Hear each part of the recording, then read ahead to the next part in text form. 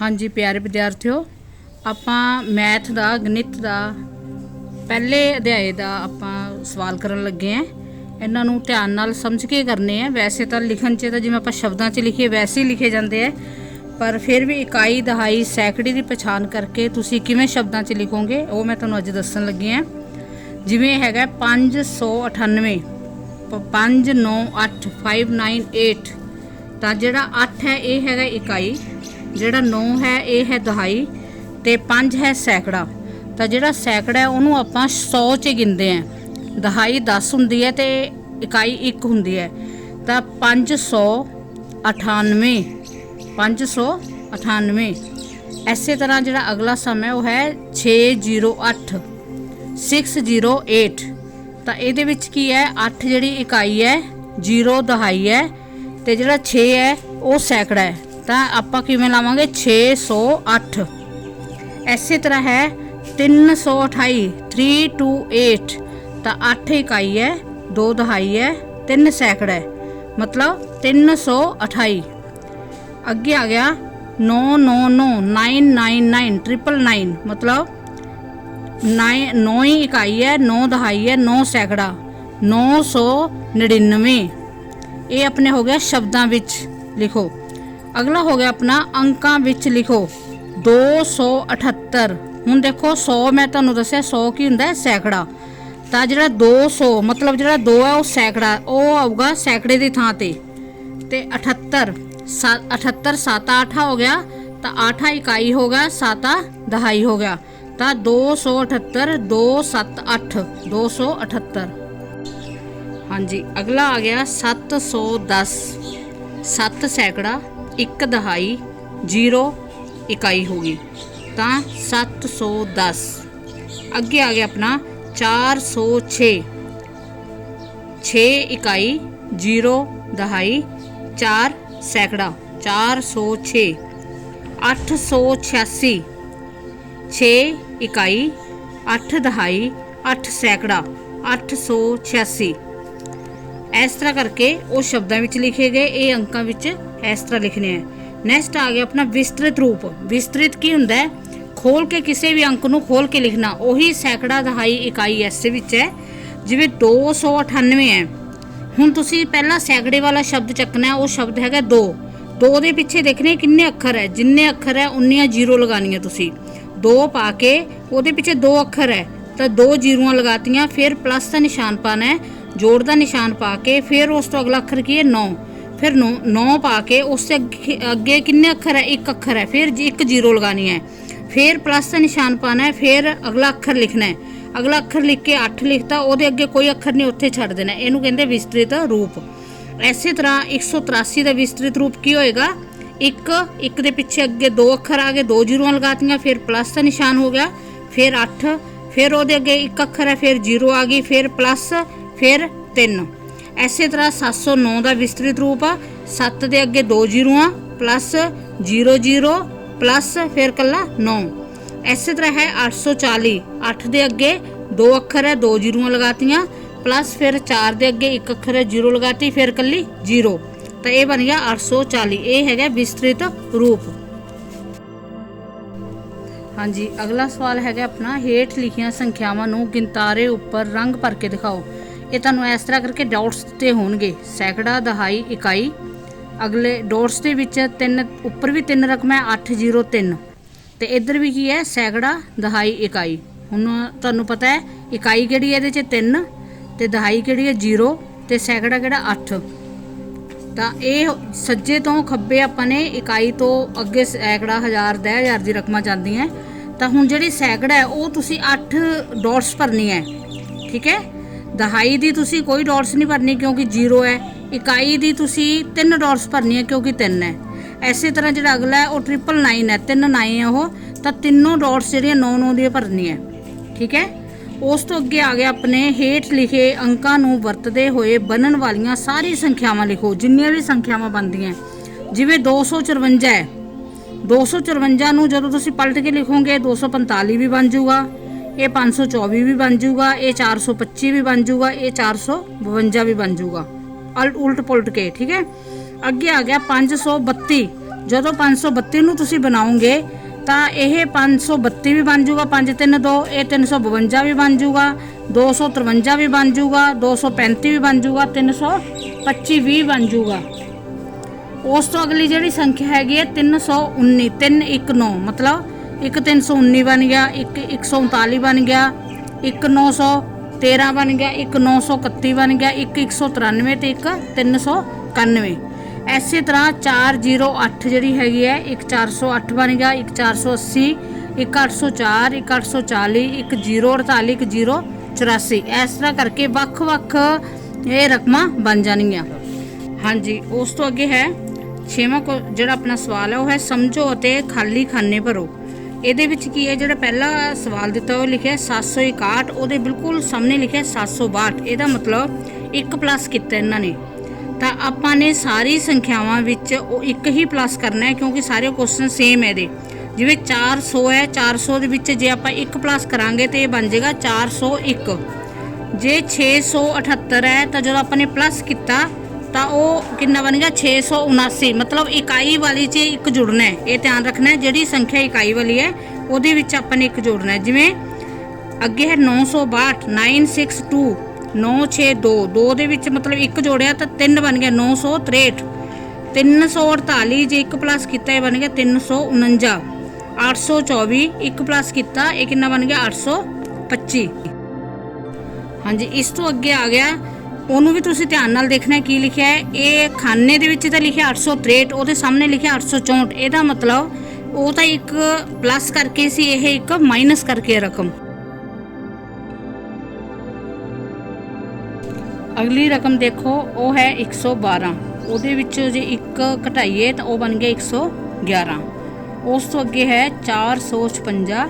ਉਹਦੇ ਵਿੱਚੋਂ ਜੇ ਆਪਾਂ ਇੱਕ ਘਟਾਓ ਕਰਦੇ ਹਾਂ ਤਾਂ ਉਹ ਬਣ ਗਿਆ 455। 562 ਵਿੱਚੋਂ ਜੇ ਆਪਾਂ ਇੱਕ ਘਟਾਉਂਦੇ ਹਾਂ ਤਾਂ ਉਹ ਬਣ ਗਿਆ 561। 715 ਵਿੱਚੋਂ ਜੇ ਆਪਾਂ ਇੱਕ ਘਟਾਉਂਦੇ ਹਾਂ ਤਾਂ ਉਹ ਬਣ ਗਿਆ 714। ਅਗਲੀ ਰਕਮ ਹੈ 950। ਉਹਦੇ ਵਿੱਚੋਂ ਜੇ ਆਪਾਂ ਇੱਕ ਮਾਈਨਸ ਕਰਦੇ ਹਾਂ ਉਹ ਬਣ ਗਿਆ 949। ਅੱਗੇ ਹੈ ਜਿਹੜਾ ਅਗਲਾ ਸਵਾਲ ਦੇਖੋਗੇ ਉਹ ਇਸ ਤੋਂ ਥੋੜਾ ਅਲੱਗ ਹੈ। ਉਹ ਹੈ ਜਿਵੇਂ 387 ਵਿੱਚ ਫਿਰ ਖਾਨਾ ਦਿੱਤਾ ਹੋਇਆ 399 ਵਿਚਾਲੇ ਪਰ ਹੈ 388। ਮਤਲਬ ਇਸ ਸੰਖਿਆ ਤੋਂ ਬਾਅਦ ਅਗਲੀ ਸੰਖਿਆ ਕਿਹੜੀ ਆਣੀ ਹੈ 680। ਉਸ ਤੋਂ ਅਗਲੀ ਉਸ ਦੇ ਵਿਚਾਲੇ ਆ ਗਈ 681। ਨੈਕਸਟ ਉਹਦੇ ਵਿੱਚ ਹੈ 682। ਇਸੇ ਤਰ੍ਹਾਂ 996, ਫਿਰ ਉਸ ਤੋਂ ਵਿਚਾਲੇ ਆ ਗਈ 997। ਉਸ ਤੋਂ ਅੱਗੇ ਲਿਖੀ ਹੋਈ ਹੈ 998। ਇਸੇ ਤਰ੍ਹਾਂ ਅਗਲੀਆਂ ਜਿਹੜੀ ਤਿੰਨ ਸੰਖਿਆਵਾਂ ਹੈ ਉਹ ਇਸ ਤੋਂ ਅੱਗੇ ਉਸੇ ਤਰ੍ਹਾਂ ਹੀ ਕਰਨੀਆਂ ਹਨ। ਹਾਂਜੀ, ਇਸ ਤੋਂ ਅੱਗੇ ਜਿਹੜਾ ਸਵਾਲ ਹੈ ਉਹ ਹੈ 7ਵਾਂ। 7ਵੇਂ ਵਿੱਚ ਸਾਈਨ ਦਿੱਤੇ ਹੋਏ ਹੈ ਵੀ ਬਰਾਬਰ ਕਿਹੜਾ ਹੈ, ਵੱਡਾ ਕਿਹੜਾ ਹੈ ਔਰ ਛੋਟਾ ਕਿਹੜਾ ਹੈ। ਵੱਡੇ ਤੇ ਛੋਟੇ ਦਾ ਸਾਈਨ ਤਾਂ ਇਹ ਹੈ ਵੀ ਜਿਹਦੇ ਪਾਸੇ ਮੂੰਹ ਖੁੱਲਾ ਹੋਇਆ ਹੈ, 20 ਬਣੀ ਹੋਈ ਹੈ, 20 ਦੇ ਵਿੱਚ ਜਿਹੜਾ ਮੂੰਹ ਖੁੱਲਿਆ ਹੋਇਆ ਹੈ ਉਹ ਵੱਡੇ ਵਾਲੇ ਪਾਸੇ ਕਰਨਾ ਖੁੱਲਾ ਮੂੰਹ, ਤੇ ਜਿਹੜੀ ਚੁੰਝ ਹੈ ਛੋਟੇ ਪਾਸੇ ਹੋਏਗੀ। ਤੇ ਬਰਾਬਰ ਉਹ ਜਿਹੜੀ ਜਮਾਂ ਦੋਨੋਂ ਸੰਖਿਆਵਾਂ ਬਰਾਬਰ ਹੈ ਉਹਦੇ ਵਿੱਚ ਬਰਾਬਰ ਸਾਈਨ ਭਰਨਾ ਹੈ। ਜਿਵੇਂ ਹੁਣ ਮੈਂ ਤੁਹਾਨੂੰ ਐਗਜ਼ਾਮਪਲ ਦਿੰਨੀ ਹਾਂ, ਪਹਿਲਾ ਸਮੇਂ ਦਾ 761, ਉਸ ਤੋਂ ਅੱਗੇ ਹੈ 671। ਤਾਂ 761 ਵੱਡਾ ਹੈ, ਤਿੰਨ ਅੱਖਰਾਂ 'ਚ ਤੁਸੀਂ ਦੇਖ ਲਓ, ਇੱਧਰ 671 ਹੈ, ਇੱਥੇ 6 ਨਾਲ ਸ਼ੁਰੂ ਹੁੰਦਾ ਹੈ 7 ਨਾਲ, ਤਾਂ ਇਹ ਜਿਹੜਾ ਵੱਡਾ ਹੈ ਵੱਡੇ 761 ਬੰਨੀ ਮੂੰਹ ਖੋਲ ਕੇ ਸਾਈਨ ਲੱਗ ਗਿਆ। ਉਸ ਤੋਂ ਅਗਲਾ ਜਿਹੜਾ ਹੈ ਉਹ ਹੈਗਾ ਜਿਵੇਂ ਚੌਥਾ ਸਮ ਦੇਖੋ, ਇਹਦਾ 768 ਤੇ 876। ਇਹ 7 ਨਾਲ ਸੈਂਕੜਾ ਹੈ, ਇਹਦਾ 8 ਸੈਂਕੜਾ ਹੈ, ਤਾਂ 8 ਸੈਂਕੜਾ ਵੱਡਾ ਹੈ, ਤਾਂ 8 ਬੰਨੀ ਮੂੰਹ ਖੁੱਲ ਗਿਆ, 876 ਬੰਨੀ ਮੂੰਹ ਖੋਲ ਕੇ ਲਗਾਤਾ। ਇਸੇ ਤਰ੍ਹਾਂ ਜਿਹੜਾ ਐਚ ਸਮ ਹੈ ਦਾ ਉਹ ਹੈਗਾ 617 ਫਿਰ 617। ਇਹਦਾ ਮਤਲਬ ਇਹ ਦੋਨੇ ਕੀ ਹੈ ਬਰਾਬਰ, ਇੱਥੇ ਕੀ ਲੱਗ ਜੂਗਾ ਬਰਾਬਰ ਦਾ ਸਾਈਨ। ਇਹ ਸਾਰੇ ਸਮ ਤੁਸੀਂ ਵੱਡਾ ਛੋਟਾ ਬਰਾਬਰ ਦੇਖ ਕੇ ਕਰਨੇ ਆ। ਹਾਂਜੀ, ਨੈਕਸਟ ਆਪਣਾ ਸਮ ਆ ਗਿਆ, ਹੇਠ ਲਿਖੀਆਂ ਸੰਖਿਆਵਾਂ ਵਿੱਚੋਂ ਸਭ ਤੋਂ ਵੱਡੀ ਸੰਖਿਆ ਲਿਖੋ। ਤਾਂ ਇਹ ਸੰਖਿਆਵਾਂ ਜਿਵੇਂ ਪਹਿਲਾ ਸਮ ਮੈਂ ਤੁਹਾਨੂੰ ਦੱਸ ਰਹੀ ਹਾਂ, ਜਿਵੇਂ ਲਿਖਿਆ 96, 279, 961, 899, 99। ਤਾਂ ਸਭ ਤੋਂ ਵੱਡੀ ਸੰਖਿਆ ਦੇਖਣੀ ਹੈ। ਪਹਿਲਾਂ ਤਾਂ ਤੁਸੀਂ ਇਹਦੇ ਵਿੱਚੋਂ ਦੇਖੋ ਦੋ ਸੰਖਿਆਵਾਂ ਤੇ ਤਿੰਨ ਸੰਖਿਆਵਾਂ ਲਈ ਆਪਾਂ ਨੇ ਵੱਡੀ ਦੇਖਣੀ ਹੈ, ਤਾਂ ਸਭ ਤੋਂ ਇਹਦੇ ਵਿੱਚ ਤਿੰਨ ਸੰਖਿਆਵਾਂ ਵਾਲੀ ਵੀ ਹੈਗੀਆਂ ਤੇ ਦੋਵਾਂ ਵਾਲੀ, ਦੋਵਾਂ ਨੂੰ ਪਹਿਲਾਂ ਪਾਸੇ ਕੱਢ ਦਿਓ। ਸਿਰਫ ਤਿੰਨਾਂ ਵਾਲੇ 'ਚ ਦੇਖੋ ਵੀ ਸਭ ਤੋਂ ਵੱਡੀ ਕਿਹੜੀ ਹੈ।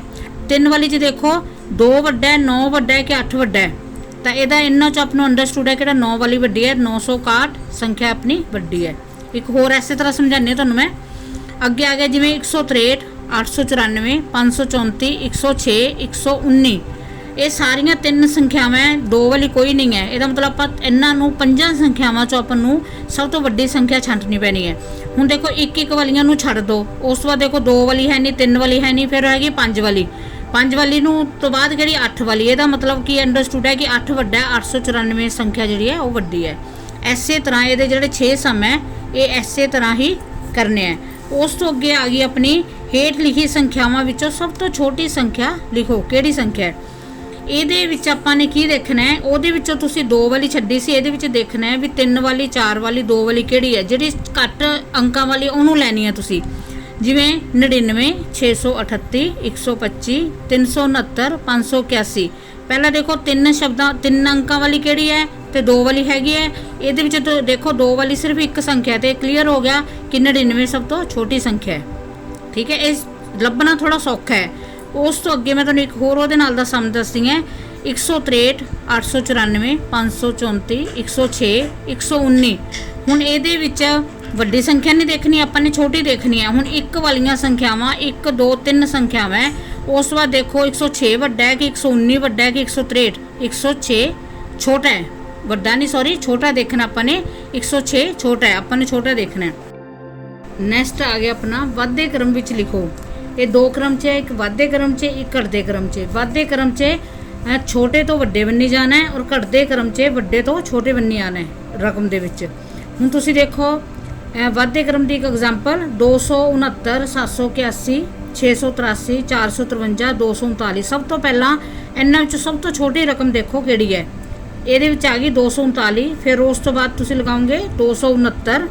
269 ਤੋਂ ਬਾਅਦ ਤੁਸੀਂ ਲਗਾਓਗੇ 453। ਫਿਰ ਤੁਸੀਂ ਲਗਾਓਗੇ 683 ਤੇ ਉਸ ਤੋਂ ਬਾਅਦ 781। ਇਹ ਆ ਗਈ ਛੋਟੇ ਤੋਂ ਵੱਡੇ ਬੰਨੀ ਹੁੰਦੀ ਹੋਈ ਰਕਮ ਜਾਊਗੀ ਤਾਂ ਉਹ ਹੋਗੀ ਵਾਧੇ ਕ੍ਰਮ ਵਿੱਚ। ਇਸੇ ਤਰ੍ਹਾਂ ਜਿਹੜੇ ਘਟਦੇ ਕ੍ਰਮ ਵਿੱਚ ਆ ਉਹਦੇ ਵਿੱਚ ਕੀ ਕਰੋਗੇ ਤੁਸੀਂ, ਸਭ ਤੋਂ ਪਹਿਲਾਂ ਸਭ ਤੋਂ ਵੱਡੀ, ਫਿਰ ਉਸ ਤੋਂ ਛੋਟੀ, ਫਿਰ ਉਸ ਤੋਂ ਛੋਟੀ, ਫਿਰ ਉਸ ਤੋਂ ਛੋਟੀ। ਜਿਵੇਂ ਇਹਦੇ ਵਿੱਚ ਹੈਗੀ ਸਭ ਤੋਂ ਵੱਡੀ ਰਕਮ, ਪਹਿਲਾਂ ਰਕਮਾਂ ਦੇਖੋ ਕਿਹੜੀ ਕਿਹੜੀਆਂ, 619, 564, 72, 12, 169। ਸਭ ਤੋਂ ਵੱਡੀ ਰਕਮ ਹੈਗੀ ਇਹ 'ਚ 619। ਉਸ ਤੋਂ ਛੋਟੀ 564। ਫਿਰ ਕਿਹੜੀ ਹੈ 169। ਉਸ ਤੋਂ ਛੋਟੀ 72, ਫਿਰ ਹੈਗੀ 12। ਇਹ ਆ ਗਈ ਘਟਦੇ ਕ੍ਰਮ ਵਿੱਚ। ਇਹਨਾਂ ਵਿੱਚ ਜਿਹੜੇ ਸਮ ਵਾਧੇ ਕ੍ਰਮ 'ਚ ਤੇ ਘਟਦੇ ਕ੍ਰਮ 'ਚ ਰਹਿ ਗਏ, ਇਹ ਕੁਐਸਚਨ ਤੁਸੀਂ ਆਪਣੇ ਆਪ ਸੋਲਵ ਕਰਕੇ ਦੇਖੋ। ਤਾਂ ਨੈਕਸਟ ਜਿਹੜਾ ਕੁਐਸਚਨ ਹੈ ਉਹ ਹੈ ਸਮਝੋ ਅਤੇ ਲਿਖੋ। ਇਹ ਹੁਣ ਤੁਸੀਂ ਹਰੇਕ ਕੁਐਸਚਨ ਦੇ ਵਿੱਚ ਅਲੱਗ-ਅਲੱਗ ਹੈ। ਜਿਵੇਂ ਪਹਿਲਾ A ਹੈ, ਉਹਦੇ ਵਿੱਚ ਹੈ 11, 22, 33। ਇਹ ਤੁਸੀਂ ਫਰਕ ਦੇਖਣਾ ਕਿੰਨਾ ਹੈ, ਮਤਲਬ ਇਹ ਪੂਰਾ ਟੇਬਲ 11 ਦਾ ਪਹਾੜਾ ਲਿਖਿਆ ਹੋਇਆ, 11, 22, 33, 44, 55, 66, 77, 88। ਉਸ ਤੋਂ ਅੱਗੇ ਆ ਗਿਆ ਜਿਵੇਂ 10 ਤੋਂ ਬਾਅਦ 20, ਮਤਲਬ 10 ਦਾ ਫਰਕ ਹੈ। 10, 20, 30, 40। ਅੱਗੇ 4 ਬਣੇ ਹੋਏ, ਉਹਦੇ ਵਿੱਚ ਆ ਗਿਆ 40 ਤੋਂ ਬਾਅਦ 50, ਫਿਰ 60, 70 ਤੇ 80। ਉਸ ਤੋਂ ਬਾਅਦ ਵਾਲਾ ਹੈਗਾ 44, 48, 52, 56।